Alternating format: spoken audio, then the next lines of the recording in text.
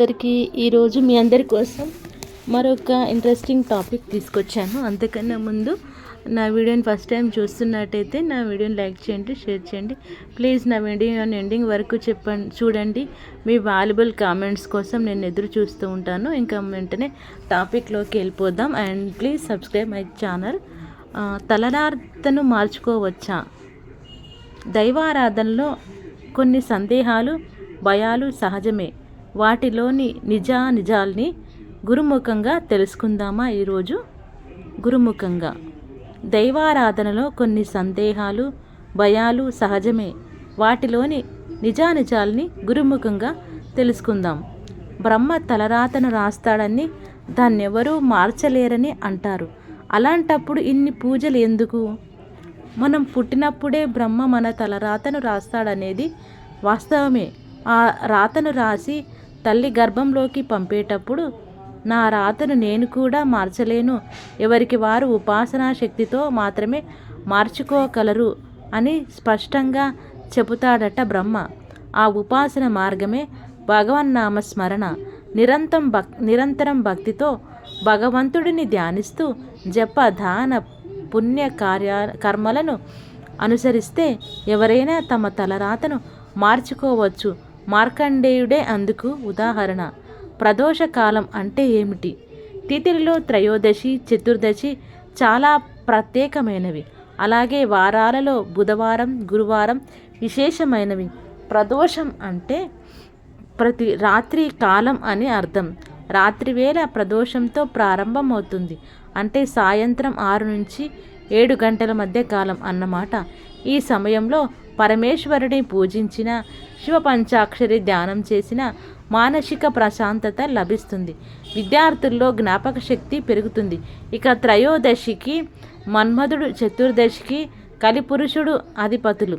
వీరిరువురికి నియంత్రించే శక్తి ఒక్క పరమేశ్వరుడికి మాత్రమే ఉంది. అలాగే బుధ, గురువారాలు బుద్ధికి, మాటకి సంకేతం కాబట్టి రోజు కాకపోయినా ఈ రోజుల్లో ఆ తిథుల్లో ప్రదోష కాలంలో శివారాధన చేయాలని చెబుతారు. మహిళలు నెలసరి వచ్చిన 5వ రోజున ఆలయాల్లోకి వెళ్ళొచ్చా?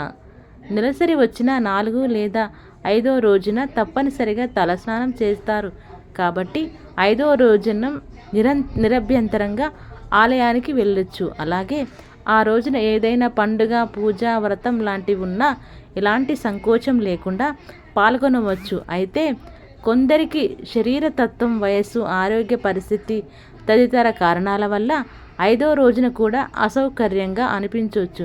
అలాంటప్పుడు మాత్రం పూజలకు దూరంగా ఉండటమే మంచిది.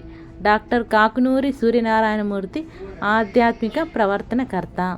శివలింగాన్ని ఇంట్లో పెట్టుకోవచ్చా? ఒకవేళ పెట్టుకుంటే నిత్యం పూజలు ఎలా చేయాలి?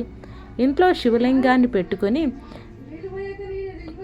విషయంలో చాలామందికి రకరకాల అపోహలు ఉన్నాయి. ఆ భయాలకు బలమైన కారణము ఉంది. శివుడు అంతర్యామి, ప్రాణశక్తికి ప్రతీక. విష్ణుమూర్తి, గణపతి, పార్వతీదేవి, కుమారస్వామి ఇలా ఇతర దేవతామూర్తులతో పోలిస్తే శివపూజ కాస్త భిన్నమైంది. అభిషేకం, పత్ర సమర్పణ, మౌనం, నిరాహారం, జాగరణ ఇలా శివారాధనలో ఎన్నో ప్రక్రియలు ఉంటాయి.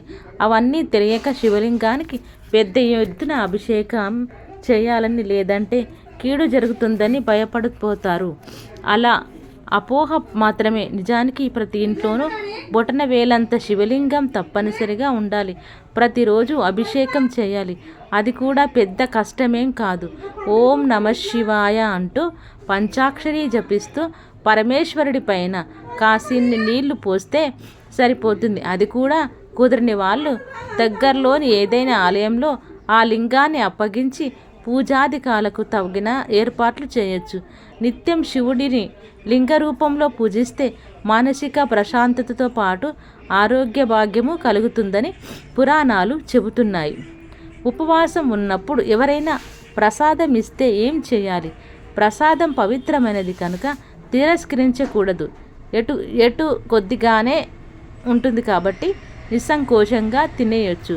దానివల్ల ఎలాంటి దోషం ఉండదు. లేదు ఉపవాసం ఉన్నాం కదా ఎలా తింటామనే ధర్మ సంకటంలో పడినప్పుడు అపధర్మ స్వీకరణ అనే మధ్య మార్గాన్ని సూచించింది.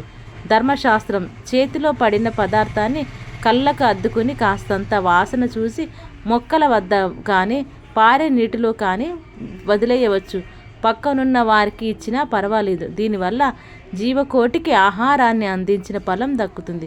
ప్రసాదాన్ని నిర్లక్ష్యం చేశామనే బాధ తప్పుతుంది. వాసన చూడటం కూడా పరోక్షంగా ఆహారాన్ని స్వీకరించినట్లే అవుతుందట.